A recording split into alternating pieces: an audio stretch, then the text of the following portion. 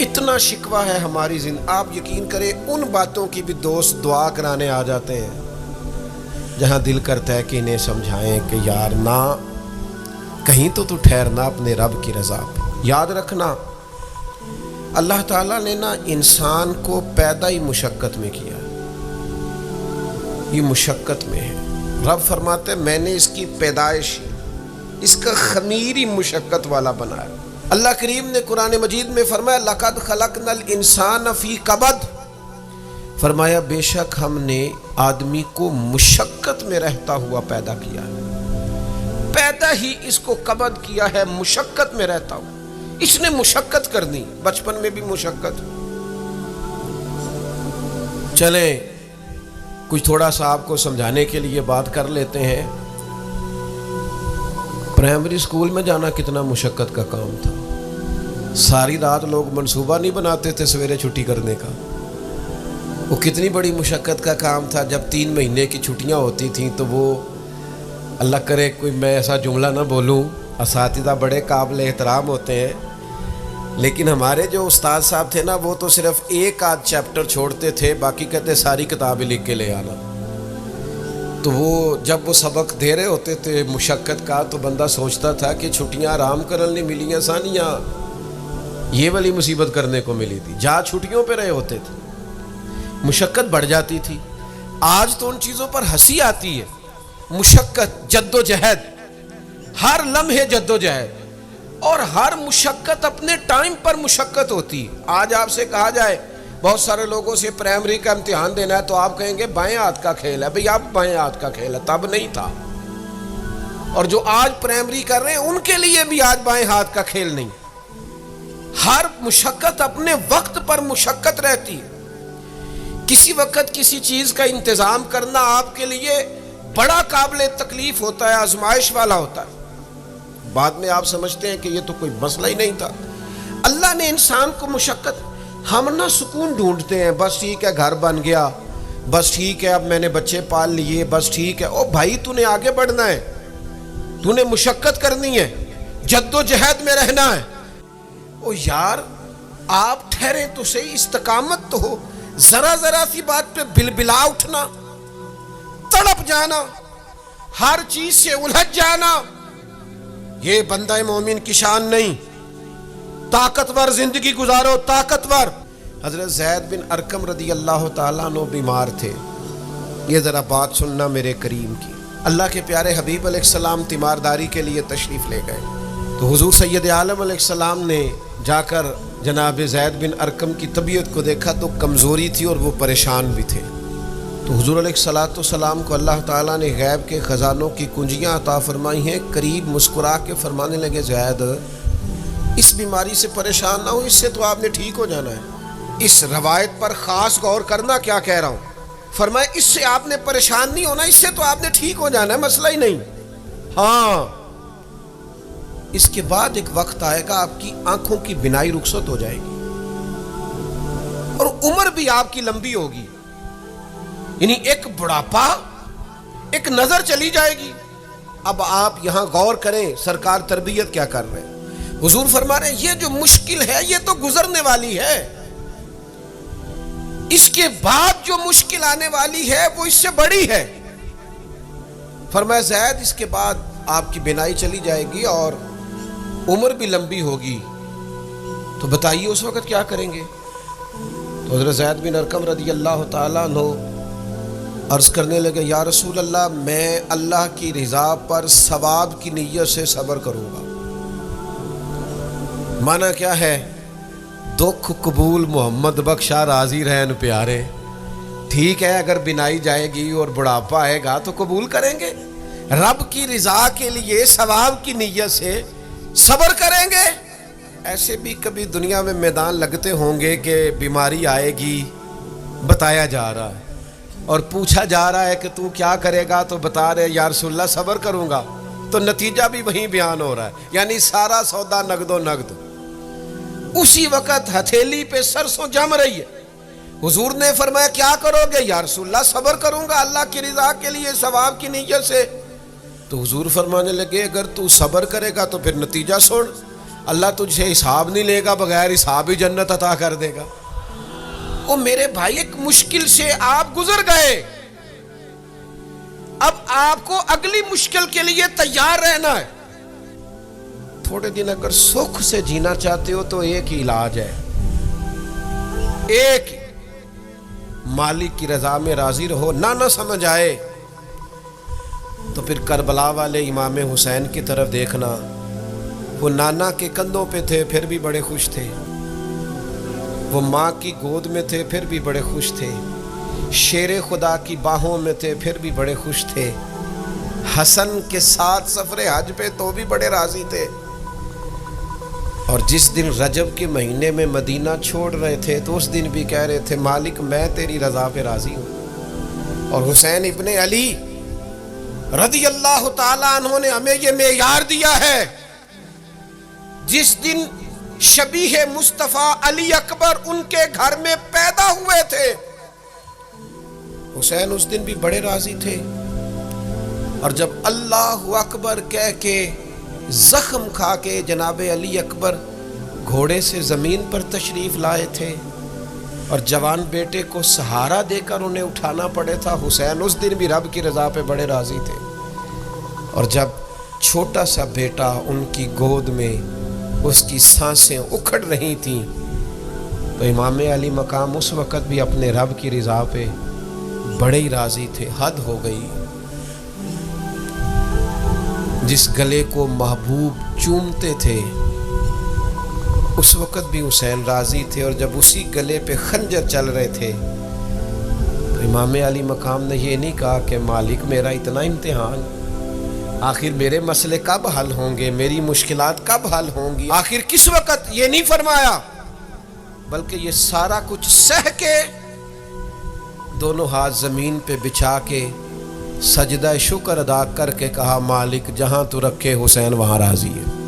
یاد رکھیں، اگر آج جوانی ہے تو بڑھاپا آئے گا، آج اگر صحت بالکل ٹھیک ہے تو آہستہ آہستہ خدا نخواستہ قوا اور اعصاب کمزور ہونے لگتے ہیں۔ ہمیں نا ذہنی طور پر تیار رہنا ہے۔ لوگ کہتے ہیں جناب پتہ نہیں میں بڑا پریشان ہوں، ایک مشکل ختم ہوتی ہے دوسری شروع ہو جاتی ہے۔ میں نے کہا یہ مشکل نہیں، یہی تو مزہ ہے زندگی کا۔ اللہ کہتا ہے میں نے تجھے مشقت میں پیدا کیا ہے، اور تو کہتا ہے کہ آسانی ہو جائے۔ اب یہ تو نہیں نہ ہوگا، جس نے جیسا پیدا کیا ہے بات تو اس قادر مطلق کی چلے گی، تیری نہیں چلے گی جب اس نے پیدا ہی مشقت میں کیا ہے۔ آپ اس بات کو یاد رکھیں اور اس کو اچھی طرح سمجھ لیں کہ آپ جب تک مزاج مشقت کا نہیں بناتے، ایک کے بعد دوسری، دوسری کے بعد تیسری، تیسری کے بعد چوتھی مشقتیں راہ دیکھ رہی، اور جو مشقتوں کے عادی نہیں وہ پھر پچھلی صفوں میں ہے، جو مشقتوں کے عادی نہیں وہ پھر کسی صورت بھی نہ نام بنا سکتے ہیں نہ کام کر سکتے ہیں۔ جس کو آرام کرنا ہے، جس کو سکون سے سونا ہے، وہ منزل نہیں پا سکتا۔ آپ کو آگے بڑھنا ہے، آپ کو جد و جہد کرنی ہے، آپ کو کوشش کرنی ہے، آپ کو باہمت رہنا ہے۔ حضرت عمر سے کسی نے کہا تھا کہ میں آپ سے ملنا تو چاہتا تھا پر دوپہر کا ٹائم تھا، میں آیا نہیں، کہیں آپ سو نہ رہے ہو۔ تو جناب عمر رو پڑے، فرمانے لگے سویا کرتا تھا کبھی، جب سے ابو بکر یہ چابیاں میرے ہاتھ میں دے گئے ہیں نا تو دن کی بات کرتا ہے میں رات کو نہیں سو پاتا، اٹھ اٹھ کے حضور کی امت کی خبرگیری کرتا ہوں، رات جگہ میرا نصیب بن گئے ہیں، آنکھوں کی نیند رخصت ہو گئی ہے، لہجوں میں آرام نکل گیا ہے۔ اور بھائی جب آپ کو جد و جہد کرنی ہے، جب آپ کو آگے بڑھنا ہے، ذہن بناؤ یار، طبیعت بناؤ، آگے بڑھنا ہے، مشقت کرنی ہے، نیند تھوڑی کم لینی ہے، زبان کے ذائقے مزے کے کھانے تھوڑے کم کرنے۔ ہم نے اپنی مرضی سے وہ لیٹے ہیں، وہ آرام کر رہے ہیں، اس سے تھوڑا اٹھ کر سوچنا۔ امام علی مقام کا پیغام یہ ہے کہ تو بڑا تب بنے گا جب تیری زندگی محنت والی، کوشش والی، جد و جہد والی ہوگی۔ اور پھر اس کے بعد کیا کرنا ہے؟ ایک کوشش کرنی ہے۔ اس کے بعد اگلا کام یہ ہے کہ جہاں رب رکھے نا وہاں رہنا بھی ہے، اس کی رضا پہ جب آپ مسلمان ہوتے ہیں نا، کلمہ پڑھتے ہیں تو ہم اعلان کرتے ہیں آج کے بعد فیصلے میرے نہیں چلیں گے، فیصلے اللہ کے چلیں گے. لیکن پریشانی پتہ کب ہوتی ہے؟ جب ہم فیصلہ اپنی مرضی کا مانگتے ہیں. وہ بھائی جب تو مالک کا غلام ہے، بندہ ہے، تو پھر دکھ کس چیز کا نام ہے؟ کسی درویش نے کہا تھا دکھ اس چیز کا نام ہے کہ اللہ کی مرضی اور ہے اور تیرا ارادہ اور ہے. تو کہتا ہے بات اس طرح بنے جس طرح میں چاہتا ہوں، اور رب کہتا ہے نہیں میں نے فیصلہ کر لیا ہے. پھر تو دکھی ہوتا ہے. سکھی بھلا کون ہوتا ہے؟ جو رب کر دے وہ کہے بالکل ٹھیک ہے، وہ کہے بالکل. اور قرآن مجید نے اسے بیان کیا، رضی اللہ عنہم ورضوا عنہ. یہ کربلا کا دوسرا پہلو. ایک پہلو مشقت جدوجہد، ایک پہلو یہ کہ رضی اللہ عنہم ورضوا عنہ.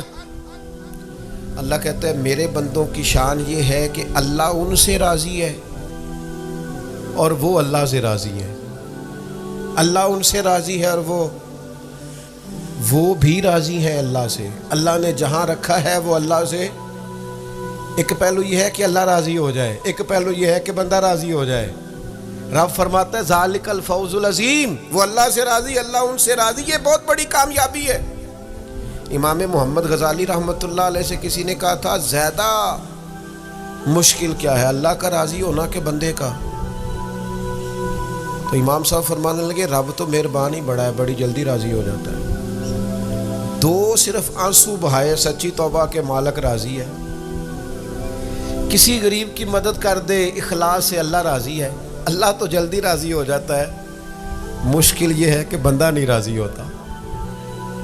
یہ اس نے ہر روز ایک نئی امید لگائی ہوئی ہے، ہر روز اس کا نیا رنگ ہے. یہ راضی نہیں ہوتا. حضرت موسیٰ علیہ السلام نے اللہ کی بارگاہ میں عرض کی مالک میری قوم یہ عرض کرتی ہے کہ تو بتا تو ہم سے کیسے راضی ہوگا. حضرت موسیٰ اپنی قوم کی عرض لے کر مالک کی بارگاہ میں کوہ طور پہ حاضر ہے. او یارو اسے دل کی تختی پہ لکھ لینا. عرض کی مالک میری قوم کہتی ہے رب کریم کے حضور عرض کریں کہ ہمیں بتائے ہمارا رب ہم سے کیسے راضی ہوگا. تو حضرت کلیم کہتے ہیں جب رب کی بارگاہ میں عرض کیا تو مالک نے فرمایا ان سے جا کے کہو وہ مجھ سے راضی ہو جائیں، بس وہ راضی ہو جائے میں بھی ان سے راضی ہو جاؤں گا. حضرت سیدنا عبداللہ ابن عمر رضی اللہ تعالیٰ عنہ کا صاحبزادہ بڑا سخت علیل ہو گیا. بچے بیمار ہو جائیں تو تکلیف بڑی ہوتی ہے انسان کی طبیعت کو. حضرت عبداللہ ابن عمر کے بیٹے بڑے سخت علیل ہو گئے. جناب عبداللہ ابن عمر بڑے پریشان ہیں، کبھی ادھر جاتے ہیں کبھی ادھر جاتے ہیں، اس حکیم کے پاس اس طبیب، سخت پریشان. آپ کے دوست احباب دیکھتے کہ حضرت عبداللہ ابن عمر بڑے سخت آزمائش میں، بیٹے کا انتقال ہو گیا، صحت نہ ہو سکی، اللہ کا حکم آ گیا. اب یہ جو انتقال ہے یہ ظاہر ہے بیماری سے زیادہ مشکل کام ہے، بیٹا چلا ہی گیا ہے. لیکن وہ لوگ کہتے ہیں جب ہم بعد میں تعزیت کرنے کے لیے گئے تو جناب عبداللہ ابن عمر کو بڑا مطمئن دیکھا. تو ہم نے عرض کی کہ حضور اس وقت تو صرف بیمار تھا تو آپ زیادہ تسلی میں نہیں تھے اور اب آپ بڑے تسلی میں محسوس ہوتے ہیں، وجہ؟ تو فرمانے لگے جب تک میری ذمہ داری تھا نا میں پریشان تھا، اب خدا کے کرم اور رحمت کی جگہ پہ چلا گیا، اللہ کا فیصلہ آ گیا ہے اور میں سمجھا ہوں کہ میرا رب اسے اپنی بارگاہ میں بلانا چاہتا ہے، لہذا میں پورے طور پر مطمئن. اب میں اللہ کی رضا پہ پوری طور پر راضی ہوں. میرے عزیز جب تک یہ رضا حاصل نہیں، کیا لطیف انداز ہے. وہ ہمارے ایک بڑے زبردست رائٹر تھے صاحبزادہ خورشید احمد گیلانی مرحوم، ان کا ایک مضمون چھپا ایک دفعہ امت کا پہلا صوفی. تو وہ ٹائٹل دیکھ کر مجھے بڑی تجسس ہوا کہ کس کو، چونکہ ہم صوفیاء کی جماعت ہیں، کس بزرگ کا تذکرہ کیا انہوں نے، امت کا سب سے پہلا صوفی. تو جب مضمون کھولا تو امت کا سب سے پہلا صوفی انہوں نے جناب صدیق اکبر کو قرار دیا. فرمایا یہ پہلے درویش ہیں اس امت کے، حضرت ابو بکر صدیق. حضرت ابو بکر صدیق علیل ہو گئے، بیمار ہو گئے. تو یہ دیکھیے ذرا ان کا انداز تصوف. تو یار دوست پتہ لینے گئے تو ایک روٹین ہوتی ہے نا، جب لوگ تیمارداری करने जाते हैं तो कहते हैं किसी डॉक्टर को दिखाया है? सब लोग आपके गिर्द बैठे हैं तो कहने लगे अबू बकर तबीब को दिखाया है? फरमाने लगे हाँ तबीब देख गया है और तबीब देखता रहता है। तो कहा फिर तबीब ने क्या कहा है? कहने लगे तबीब ने कहा फ़अलुल लिमा युरीद। तबीब ने कहा है भाई जो मैं चाहता हूँ ना वो मैं कर दिया करता हूँ, जो मेरा इरादा होता है फिर वो मैं कर देता हूँ, वो तबीब मुझे कह गया है, लिहाजा जो उसका इरादा होना है उसने। अब वो जो इर्द गिर्द बैठे थे वो भी तो सहाबा थे ना, इस बारीक बात को फौरन समझ गए, कहने लगे अल्लाह तुझे जज़ा अता करे। यार देखो छोटी बात नहीं। हज़रत अनस बिन मालिक कहते हैं 10 साल मैंने नबी पाक के घर में नौकरी की है। 10 साल 10 साल। 1 साल के बाद लोग उकता जाते हैं, सारा पता चल जाता है, उसके बाद वो चाहते नहीं रहती, बंदा पुराना हो जाता है। इकराम एहतराम इल्ला माशाल्लाह वो नहीं रहता। फरमाते हैं 10 साल हुजूर के घर में नौकरी की, पूरे 10 साल एक दफ़ा भी रसूल पाक ने उफ नहीं कहा।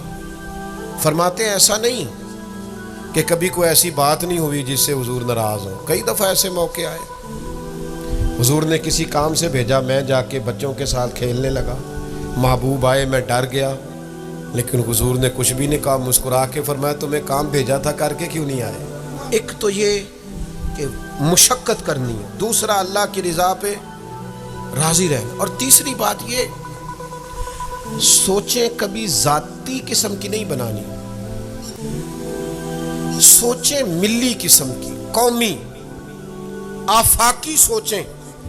इतने दोस्त हमारी खानका से वाबस्ता हैं, यहाँ किसी आस्थाने से वाबस्ता हैं, कुछ हमारे पास मदरसे में पढ़ते हैं, कहीं भी आप पढ़ते हैं। आपकी सोचें जब तक मिली और कौमी नहीं होती, आप बहुत ज्यादा भी बासलाहियत हैं तो आप कोई किरदार नहीं अदा कर सकते। आपको अल्लाह ने जो सलाहियत दी है वो दीन के लिए खर्च करें। कोई भी सलाहियत है आपकी, अजीज वसीउल ज़र्फ़ी वसीउल मशरब, आप अपनी सलाहियत से कौमी फायदा करें। आप क्या मतलब मिली बातें, छोटी बातें, छोटा सा ज़हन, छोटी सी बात, आप वसी बात करें। इमाम बुखारी लिख गए, एक मखसूस फिक़्ह के मुक़ल्लिद थे इमाम साहब, लेकिन उन्होंने बुखारी में ये रंग नहीं इख्तियार किया कि जो किसी और मसलक पर चीज़ें दलाइल करती हैं, फ़िक़्ह के मसलक की बात कर रहा हूँ, किसी और मशरब पर तो मैंने लेनी नहीं। उन्होंने काम किए तो कौमी सतह के किए, छोटे छोटे ज़हन, छोटी छोटी बातें। हमारा ही मदरसा नहीं, दुनिया में मदरसे, हमारी खानका नहीं, दुनिया में खानकाएं। हम अगर एक दूसरे से लोगों को तोड़ने लगेंगे तो मिली काम नहीं होगा। हम घर नहीं बनाना चाहते, हम रसूलुल्लाह का दीन तामीर करना चाहते हैं, दीन इस उम्मत के अंदर लाना चाहते हैं, नाफिज करना चाहते हैं। तो हम तो थोड़े से लोग हैं काम करने वाले जो पूरी दुनिया में काम कर रहे हैं, कहीं भी कोई काम कर रहा है। हम नबी पाक का दीन लाना चाहते हैं तो हम तो हर एक को सपोर्ट करते हैं, जो थोड़ा सा भी काम कर रहा है उसे सपोर्ट करते हैं। मेरी आपसे गुजारिश है, जिस काज के लिए इमाम हुसैन ने जान दी थी ना, उस काज पर काम करने की ज़रूरत है। अब क्या करने की ज़रूरत है? अब वो पैगाम जो इमाम अली मकाम का पैगाम है, दीन के लिए काम करें, बेहयाई के खिलाफ, उरियानी के खिलाफ, बेदीन कुव्वतों के खिलाफ। लोगों को सुकून मिलेगा, उन्हें कायल करें कि सुकून तुम्हें नमाज में मिलेगा, इबादत में मिलेगा, दयानतदारी में सुकून है, कनात में सुकून है, इज्जत नफ्स और खुददारी में जो तुम्हारे लिए अल्लाह ने रखा है उसमें सुकून है। लूट के खाओगे तो सुकून नहीं मिलेगा। मेरे भाई, इस सारे पैगाम को आम करने की ज़रूरत है, फैल जाएं दुनिया में। और जिस तरह अपने हक में लोगों को कायल करते हो ना, को मजबूरी बन जाए, इस तरह लोगों को दीन के हक में कायल करें। मिन्नत करके बेनमाजी को नमाजी करें, मिन्नत करके जो दीन से दूर है उसे दीन के करीब करें। आप कोशिश करें कि फ़रोग़ दीन हो, जहाँ मस्जिद नहीं तामीर मस्जिद में किरदार अदा करें। अपने लहजों से हर थकावट उतार के आगे बढ़ो, मिली कौमी सोचें पैदा करो। ہم نے اس وطن کو بھی تعمیر کرنا ہے، دین کے لیے ہم نے اپنے آپ کو پیش کرنا ہے جس حد تک ہو سکے۔ اور دین کی تبلیغ کا سب سے بہترین طریقہ یہ ہے۔ امام جعفر صادق سے کسی نے کہا تھا میں دین کی تبلیغ کرنا چاہتا ہوں، کیا کروں؟ پیغام امام حسین کانفرنس میں بات ختم کرتے وقت امام حسین کے پوتے کی بات سنا رہا ہوں، کہا حضور دین کی تبلیغ کرنا چاہتا ہوں، کیا کروں؟ فرمانے لگے دین پہ عمل کرنا شروع کر دے، یہ دین کی تبلیغ۔ آپ کا اچھا اخلاق یہ دین کی تبلیغ، آپ کا معاف کرنے کا جذبہ یہ دین کی تبلیغ، آپ کی خیر خواہی لوگوں کا بھلا کرنا یہی دین کی تبلیغ۔ صرف تقریر سے تبلیغ نہیں کریں آپ کا عمل اور کردار یہ دین کی تبلیغ ہے۔ آپ اپنا انداز زندگی بدل جائیں، انداز خوبصورت کر جائیں، یہ دین کی تبلیغ شروع ہو جائے گی۔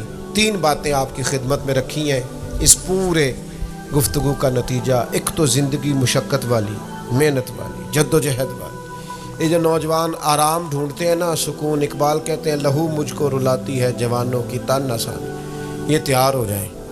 مشقت، جد و جہد، کوشش۔ اور دوسری بات، اس کوشش کے بعد بھی رب جو فیصلہ کرے رب کے فیصلے پر راضی رہیں، مقام تسلیم و رضا والی زندگی گزاریں۔ اور تیسری گزارش، سوچیں سطحی نہیں، ذاتی نہیں، عالمی سوچیں۔ میں بڑے درد سے یہ بات عرض کروں، لوگ اپنی ذات کے لیے دین کا استعمال کرتے ہیں، اپنی ذات کے لیے۔ جو میرا ذاتی مخالف ہے میں اسے یزید کہہ دیتا ہوں، میرا ذاتی مخالف ہے۔ ہمارا ذاتی مخالف ہوتا ہے، ہم کہتے ہیں بے ایمان ہو گیا۔ او خدا کے بندے، تیرے سے اختلاف ہوا ہے، تو اسے یزید تو نہ بنا، اتنی بڑی لعنت کا توق تو نے گلے میں ڈال دیا۔ اگر وہ یزید ہے تو اپنے آپ کو کیا سمجھتا ہے؟ اپنا پھر تو نے درجہ کیا بنا؟ اتنی جلدی نہیں، قومی سوچیں پیدا کریں، کوشش کریں کہ آپ ملی کام کریں، آپ لوگوں کو جوڑیں۔ آفاقی تعلیمات ہیں اسلام کی، ان آفاقی تعلیمات میں آپ اپنا وقت گزاریں گے تو آپ محسوس کریں گے زندگی بڑی خوبصورت ہو گئی۔